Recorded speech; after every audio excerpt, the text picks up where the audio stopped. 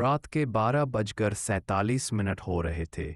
मैं उस सड़क पर खड़ा था जिसके बारे में गांव वाले सिर्फ एक ही बात कहते थे, श्मशान के बाद वाली सड़क पर अगर कोई आवाज दे तो पलटकर मत देखना। मैं इन बातों पर कभी भरोसा नहीं करता था, लेकिन उस रात मेरी हंसी वहीं खत्म हो गई। शहर से गांव लौटने में देर हो गई थी। मोबाइल की बैटरी सिर्फ 7% बची थी। आखिरी बस मुझे श्मशान के पास उतार कर चली गई। आगे 3 किलोमीटर तक कोई घर नहीं था, सिर्फ पेड़, सन्नाटा और टिमटिमाती हुई स्ट्रीट लाइट। जैसे ही मैं चलने लगा, पीछे से किसी के चलने की आवाज आई, छप छप छप। मैंने मुड़कर देखा, कोई नहीं था। मैंने सोचा शायद ये मेरा भ्रम होगा, लेकिन तभी फिर से आवाज आई, रुको। आवाज बिल्कुल मेरे कान के पास थी। मेरी सांसें तेज हो गईं। मुझे याद आया गांव वाले क्या कहते थे, आवाज आए तो भी पलटना मत। मैं तेज कदमों से चलने लगा, लेकिन मेरे कदमों के साथ वह आवाज भी तेज होती चली गई।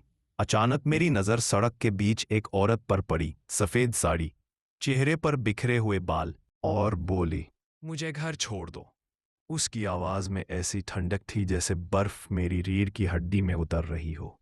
मैंने आंखें बंद कर लीं और बिना रुके आगे बढ़ता रहा, लेकिन तभी मेरा मोबाइल अपने आप जल उठा। स्क्रीन पर लिखा था, आ रही कॉल, अज्ञात नंबर। कॉल उठाते ही मेरी ही आवाज सुनाई दी, पीछे मत देखना, वह बिल्कुल तेरे पीछे है। डर के मारे मेरे हाथ से मोबाइल गिर गया और मैं भागने लगा, लेकिन भागते हुए मुझे एहसास हुआ मेरे पैर जमीन से उठ ही नहीं रहे थे, जैसे किसी ने मेरी एड़ी पकड़ ली हो। पीछे से किसी की सांस मेरी गर्दन पर महसूस हुई और एक फुसफुसाती हुई आवाज आई, अब तू भी यहीं रहेगा। सुबह जब गांव के लोगों ने उस सड़क पर देखा तो उन्हें सिर्फ एक मोबाइल मिला। मोबाइल में आखिरी ऑडियो रिकॉर्डिंग थी, जिसमें कोई कह रहा था, अगर तुम ये सुन रहे हो तो उस सड़क पर कभी मत जाना।